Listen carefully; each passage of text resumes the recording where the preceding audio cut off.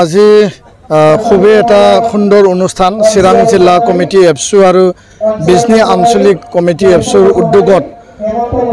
এই বছৰ 2024 মেট্ৰিকৰ যি ফলাফল ইয়াত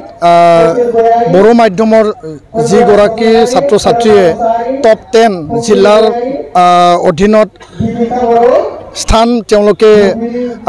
ল'ব পাৰিছে তেওঁলোকক সম্বৰ্ধনা অনুষ্ঠান ইয়াত এতিয়া চলি আছে আৰু মূলতঃ অসমৰ ভিতৰতে চিৰাং জিলা আটাইতকৈ টপ পজিশ্যন নাম্বাৰ 1 ধাৰাবাহিকভাৱে যোৱা বছৰ আৰু এই বছৰ এই স্থান তেওঁলোকে ল'ব পাৰিছে আৰু এইটো বিটিআৰবাসী অসমবাসীৰ কাৰণে এটা গৌৰৱৰ বিষয়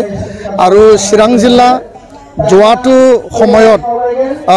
কিছুমান বছৰত ন্যূনতম মানে লয়েষ্ট মানে পজিশ্যনত আছিল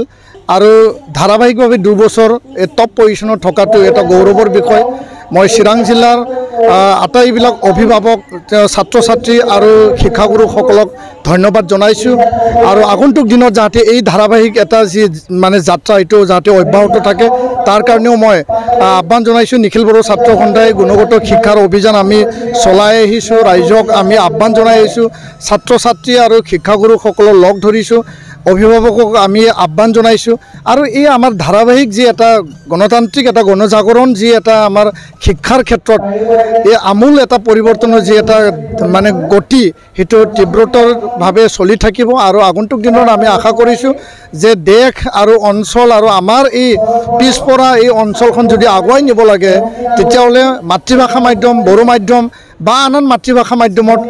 শিক্ষাৰ যি এটা গুণগত যি মান সেইটো আগবঢ়াই নিব লাগিব আৰু আমি আশা কৰোঁ এই ল'ৰা ছোৱালীবিলাকৰ মাজৰ পৰা যাতে ডক্টৰ ইঞ্জিনিয়াৰ চিভিল ছাৰ্ভেণ্ট ভাল মানে সমাজ সেৱক ভাল মানে খেতিয়ক বা তেনেকুৱা মানে গুণগত মানৰ ব্যক্তি যাতে আমি মানে ওলাই নিব পাৰোঁ তাৰ কাৰণে আমি প্ৰচেষ্টা অব্যাহত ৰাখিছোঁ ধন্যবাদ।